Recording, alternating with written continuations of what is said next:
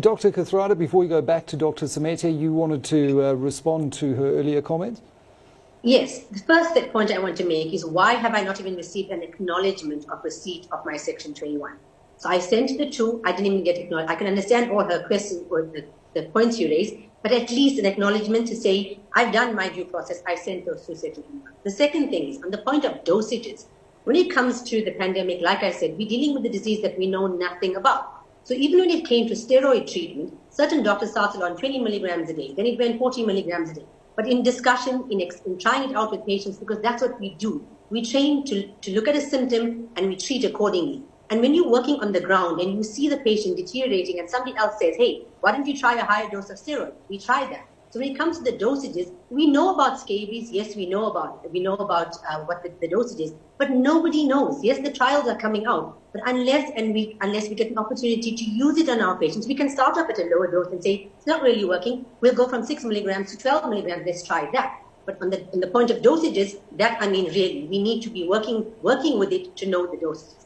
The third point I want to make is, if you look at the Medicines and Related Substances Act, Section 1, subsection 3, it says that if a drug is registered or available, it doesn't say registered and available. It says it doesn't have to be registered.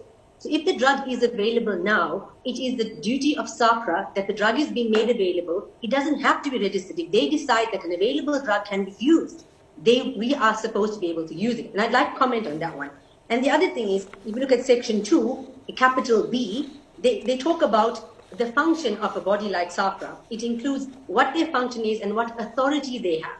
And if you look at their authority, they have the authority to have run the trials already, and we're already a year into it. And right now, what we're saying is it's safe. Give us an opportunity to use it. And like the gentleman before me said, we're not asking it for it to be mandated. We're not asking it for it to be on the protocol. Other countries have it on the protocol. We don't even have it to be used legally. And the thing is, we wanting to be used legally so that we can control the dosages. It's out on the black market, and it's rife on the black market, getting sold for 1,000 rand a tablet, and people are using it at the wrong dosages. So we want control back, and SAHPRA can give us the control back to help save lives. Dr. Semete, how do you respond to that? Because I would imagine that doctors have an ethical duty to consider ivermectin in the treatment of their patients, considering what we know now about the drug. No, thank you. And I mean, the doctor is correct, Dr. Naseeba is correct in quoting that section. And that's what Section 21 enables. It enables us to make access for unregistered medicines. And that's why, that instrument is there for that purpose. In terms of your application, I'll definitely follow up with the team. I must apologize for that. You should have received an acknowledgement and some feedback. So I'll make sure that the team reaches out to you today. Regarding clinical trials, we don't conduct clinical trials as a regulator. We review the submissions for clinical trials. So to date, we have not had a single submission for a clinical trial. And that's why in our statement, we said we encourage that these clinical trials are conducted. If you look at the trials that are currently being run even in other countries that the HALE analysis looks at, the numbers are quite small for us to be able to make a conclusion. And we are of the view that if these are conducted in South Africa, we will be able to review that and advise in terms of the numbers that are required. On that point, Dr. Semete, just to follow up, for the layperson sitting outside of this, there is process, there are the various acts, there are the laws, but it does seem to be overly bureaucratic at this stage to be responding to a public health crisis, a pandemic, and to Daniel Elof's point, some 12 months into this, when we've known since April last year that other countries were investigating ivermectin for use in the treatment of COVID-19. What has been the delay here? Yeah, no, thanks for that. And as I've said, we don't conduct the clinical trials. It is the research community that conducts these clinical trials. Yes, we're part of global conversations around this product, but all of us have been very clear as regulators. You can look at, the regulators that we align ourselves with, being the European Medicines Agency, the FDA. None of them have authorized this drug for the treatment of COVID. If you go onto the FDA website, you'll see a very clear FAQ that indicates some of the risk around it. So there's been conversations around it, but because the studies were not properly designed and powered, we've been saying bring more data, and we continue to say that around this matter. Daniel, just to come back to you on the impact that this is having on the illicit trade in ivermectin. Do you have any data available on that? Not at the moment. I mean, that's a matter that we are looking into. But we also are aware of, I think, an unintended consequence of this matter. And as I've said, we are looking at mechanisms, and we will be communicating quite soon. Shabnam, the SAHARI movement, as I mentioned earlier, 55,000 strong. What are you planning? What are your next steps, considering what you've just heard from the CEO of SAHPRA? Well, before I get to that one, Michael, I just want to address a couple of points. That a constitutional right to health under Section 27 is being violated. Doctors are seeing up to 60 patients a day. They don't have time to do copious Section 21 applications, as Dr. Kathrada has just mentioned. And it's a deliberate obstacle that's been put in the face of these medical practitioners. And of course, there is information to suggest, and that could be wrong, that ethics approval for what being addressed. Perhaps Dr. Semete could correct us on that one. And of course, this points to a direct conflict of interest at SAHPRA. Let's address the elephant in the room. SAHPRA's donor base is largely the Gates Foundation, which is heavily invested in vaccines only.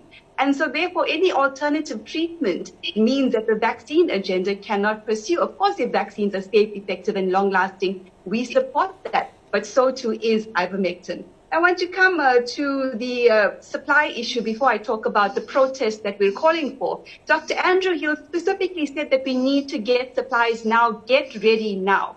South Africa does not want to be at the back of the queue on ivermectin like we are on vaccines, because then we would have failed and betrayed this nation.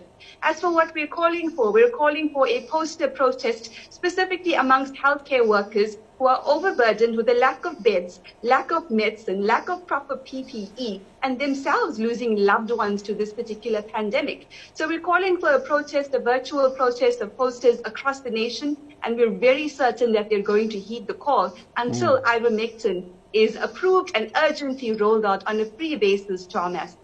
Dr. Semete, we've got a minute to go. Just in conclusion, what do you make of what you've heard on the panel today, and particularly that assertion that SAHPRA is largely donor funded, and there are these hints or at least suspicions that crass commercial considerations might be an obstacle or hindering progress here?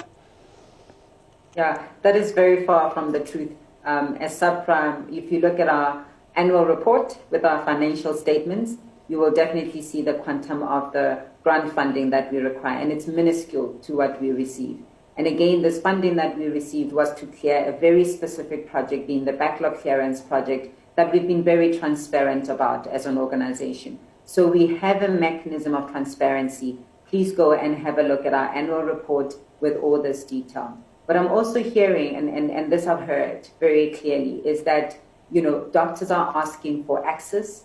Doctors are asking that they will take the responsibility of ensuring that the patients, are administered with the correct doses, there's monitoring, etc. And that, for me, is a very clear message, and which is a very different message maybe to other conversations where we cannot just make this freely available because it is an unregistered drug.